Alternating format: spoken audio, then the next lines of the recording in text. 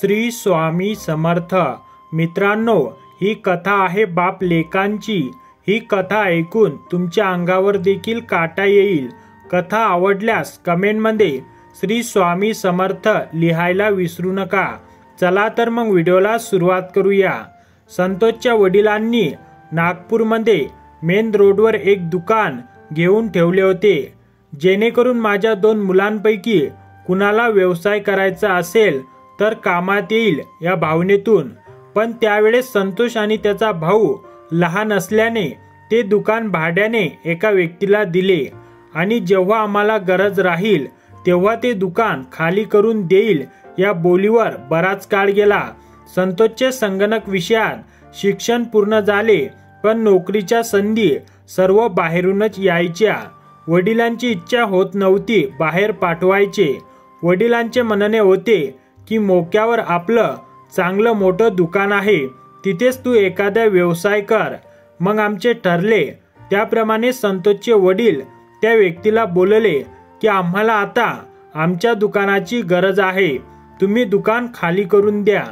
त्या व्यक्तीने तिथे दातांचा दवाखाना टाकला होता, परंतु तो व्यक्ती पूर्णपणे बदलला आणि खाली करायचे 1 लाख रुपये मला द्या, मगच मी दुकान खाली करतो, नाहीतर खुशाल कोर्टात जा, अशी धमकी संतोषला आणि त्याच्या वडिलांना देऊ लागला।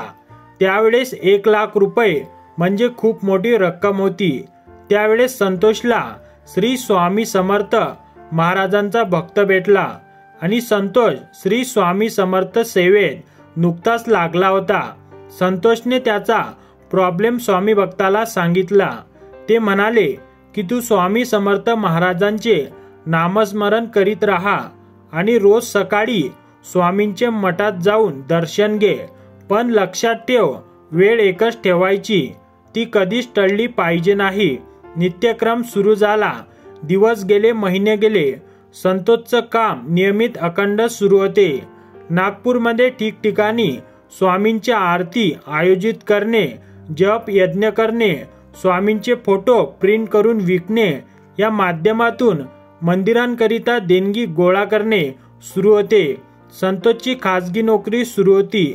असे एकंदर चालू होते, परंतु संतोषचा भाडेकरू त्रास देतच होता।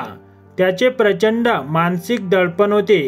एक दिवस स्वामी भक्त संतोषच्या घरी आला आणि त्यांनी स्वतःहून विचारले, काय संतोष, काय म्हणतो तुझा भाडेकरू? अचानकपणे संतोषला काय झाले की त्याचे स्वतःवर नियंत्रण राहिले नाही। तो त्वेषाने उठून उभा राहिला आणि म्हणाला, काहीच नाही झाले, तुम्ही जी सेवा सांगितली तिचा काहीच उपयोग झाला नाही। मला वाटतं तुम्हाला आणि तुमच्या स्वामींना फक्त मला राबवून घ्यायचे आहे। अहो, तुमच्या स्वामींच्या मागे लागण्यापेक्षा 4 मवाली हाताशी धरले असते तर आजपर्यंत काम झाले असते। अजून बरंच काही। थोड्या वेळाने सर्व शांत झाले आणि स्वामी भक्त जागेहून उठले आणि संतोषच्या खांद्यावर हात ठेवला आणि ते मंदपणे हसत होते। थोडा वेळ थांबले आणि ते तिथून निघून गेले। असेच 8-10 दिवस गेले। एक दिवस रात्री संतोषचा तोच किरायदार एक टेम्पो घेऊन आला। सर्व सामान त्याने त्या क्लिनिक मधले त्या टेम्पोमध्ये भरले होते आणि पेंट आणून जे काही दुकानावर नाव वगैरे टाकले होते ते सर्व मिटवले। संतोष हा वरच्या माळीवरच राहत होता आणि आश्चर्याने तो आणि त्याचे वडील बघत होते की हे काय होत आहे।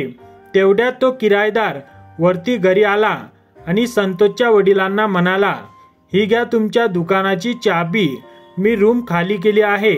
संतोषचे वडील म्हणाले, तुम्ही मला डिपॉझिट दिलेले 10,000 रुपये घेऊन जा। त्यावर तो किरायदार म्हणाला, मला नको डिपॉझिट पैसे परत, ते तुम्हीच ठेवा, आणि तारताळ निघून गेला। आश्चर्य, जो व्यक्ती रूम खाली करायचे 1 लाख रुपये मागत होता, तो आज स्वतःचे 10,000 पण परत घेत नव्हता। संतोषचं मन लागत नव्हतं। त्याला सतत विचार यायचा की हे असे कसे घडले। मग त्याने या प्रकरणाच्या मुळाशी जायचे ठरविले। त्याचा एक मित्र किरायदाराला ओळखायचा। त्याने त्याला गाठले आणि या प्रकरणी अधिक माहिती काढण्याची विनंती केली। तो मित्र या किरायदाराला भेटायला गेला.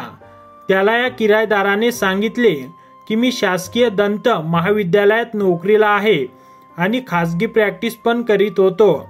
याची कुणीतरी मंत्रालयात तक्रार केली आणि मंत्रालयातून महाविद्यालयात पत्र आले.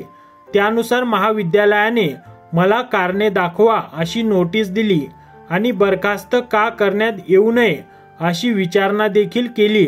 म्हणून किरायदाराने ताबडतोब रूम खाली केली.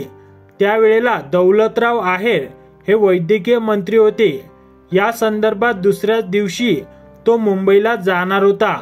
संतोषच्या मित्राने हे संतोषला सांगितले आणि विचारले की तुम्ही तक्रार काय केली. संतोषच्या वडिलांनी सांगितले की हा व्यक्ती शासकीय नोकरीत आहे हेच आम्हाला माहिती नव्हते. आता खरी कथा पुढे आहे. मुंबईवरील हा किरायदार परत आला आणि एक दिवस सहज संतोषच्या मित्राला रस्त्यावर भेटला. तेव्हा त्याने सांगितले की मंत्रालयात गेल्यावर एक म्हातारे गृहस्थ आले होते. त्यांनी सरळ मंत्रीकडे जाऊन माझी लेखी तक्रार केली होती आणि त्या तक्रारीवर माननीय मंत्र्यांनी चौकशीचे आदेश दिले. मग याने विचारले की त्या गृहस्थांचे नाव सांगू शकता काय. तेव्हा त्या बाबूने ती फाईल मागवली. आश्चर्य, फाईलमध्ये सर्व कागदपत्रे व्यवस्थित होते पण तक्रार तेवढी गायब होती.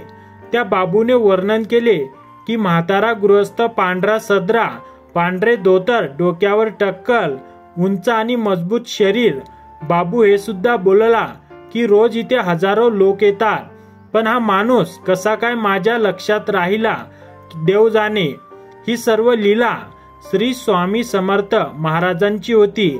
कारण स्वामी समर्थ महाराज कधी कुणाच्या रूपात येऊन आपली मदत करतील हे सांगता येत नाही. संतोष स्वामींना ओळखू शकला नाही.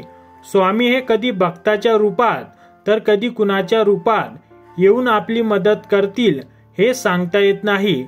हे नंतर संतोषला कळाले आणि नंतर संतोषने त्या स्वामी भक्ताला शोधायला सुरुवात केली. परंतु तो स्वामी भक्त त्याला कुठेच भेटला नाही.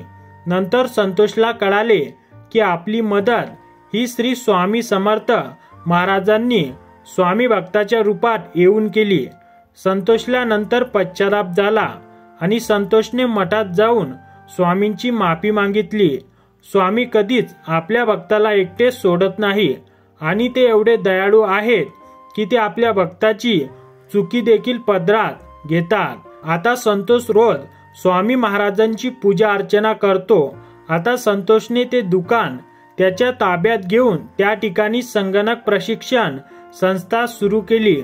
उद्घाटन करण्यासाठी अक्कलकोटवरून स्वामींच्या पादुका आणल्या आणि त्या एका स्वामी भक्तांकडून त्याने पूजन करून घेतल्या आणि एका नवीन व्यवसायाला सुरुवात केली.